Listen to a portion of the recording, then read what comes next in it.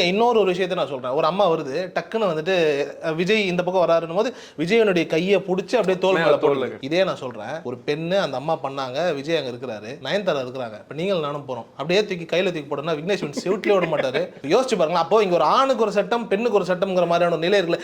மக்கள் மேலதான் எனக்கு திருப்பி திருப்பி குழப்பமா இருக்கு. எனக்கு விஜய் மேல சிக்கலே கிடையாது. இப்ப அந்த அம்மா வந்துட்டு அதை பண்ணும்போது வெளியில இருந்து பார்க்கும்போது அழகா இருக்காங்கல்ல, சூப்பரா பண்றாங்களா, அன்பு இருக்குல்ல. இதே ஒரு நடிகை நீங்க பண்ணிட முடியுமா? அப்போ ஒரு ஆண் ஒரு நடிகன்னா அவனை ஏளனமா? இந்த மாதிரியான ஒரு பார்வை தான் எனக்கு அந்த இடத்துல வருதே தவிர்த்து விஜயனுடைய அரசியல் மீது எனக்கு எந்த விதமான குழப்பமும் கிடையாது. ஏன்னா அவர் இன்னும் வரவே இல்லை உள்ள. நீங்க இன்னும் தாவேகா தலைவர் விஜய் நீங்க புரிஞ்சுக்கல தான் நான் சொல்றேன். ஏன்னா இல்ல, எனக்கு நடிகர் விஜய் புரிஞ்சுக்கிட்டேன், தாவேகா தலைவர் விஜய் புரிஞ்சுக்கல. இன்னும் ஒரு நடிகர் விஜயா தான் அவரை பாக்குறீங்கன்னு நினைக்கிறேன். நான் அதை தாண்டி வந்துட்டாருன்னு நினைக்கிறேன். இப்போ இந்த தோலில் கை போடுறது, நீங்கள் சொன்ன அந்த விஷயங்கள், அந்த கையில் எலுமிச்சை பழம் கொடுத்தது எல்லாமே பார்த்தீங்கன்னா நம்ம தமிழக அரசியல் பார்த்தது, பழகினது, பழகிக்கிட்டு இருக்குது.